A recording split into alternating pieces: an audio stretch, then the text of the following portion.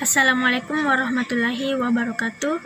Perkenalkan, nama saya Rindiani dengan NIM 90500123008. Pada video kali ini saya akan melanjutkan pembahasan video sebelumnya mengenai ekonomi makro. Pada video kali ini saya akan membahas mengenai perbandingan antara ekonomi makro dengan mikro, indikatornya beserta ruang lingkupnya. Di mana ekonomi makro merupakan bagian atau cara dari ekonomi yang konsepnya secara keseluruhan mencakup mekanisme ekonomi atau dalam hal ini ekonomi agregat.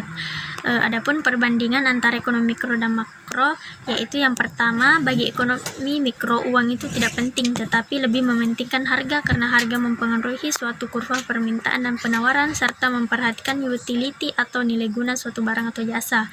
Sedangkan bagi makroekonomi, uang itu sangat penting dikarenakan makro mengatur bagaimana uang itu beredar, berapa nilai tukarnya, inflasi, dan lain sebagainya yang berhubungan dengan uang. Yang kedua, mikro berbicara secara individu dan jumlah individu, sedangkan makro berbicara tentang pemerintah.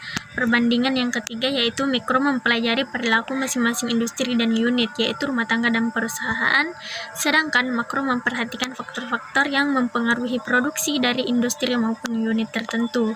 Perbandingan yang terakhir yaitu mikro keputusannya berada pada individu, sedangkan makro keputusannya berada pada ekonomi agregat. Adapun indikator makroekonomi terdiri dari yang pertama ada PDB atau produk domestik bruto yang membahas mengenai konsumsi rumah tangga, ekspor impor, pajak dan subsidi, investasi dan belanja pemerintah. Kemudian indikator yang kedua ada inflasi, yaitu kenaikan harga barang secara terus-menerus dalam jangka waktu tertentu secara menyeluruh.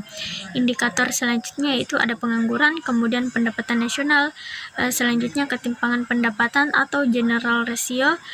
Indikator selanjutnya ada sektor keuangan, kemudian neraca pembayaran, yaitu neraca yang digunakan untuk mengukur seberapa banyak pendapatan ekspor impor yang mampu membayar utang suatu negara.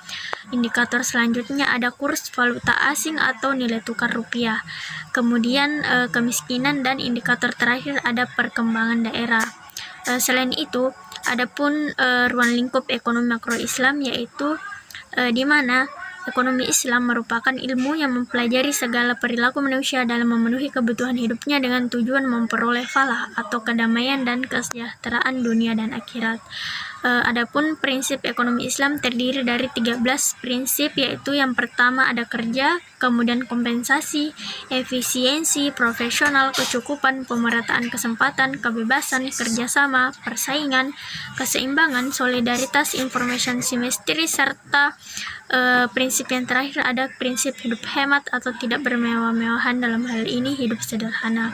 Kemudian pembahasan terakhir yaitu nilai instrumental sistem ekonomi Islam yang terdiri dari zakat, pelarangan riba, kerjasama ekonomi, jaminan sosial, serta peranan pemerintah.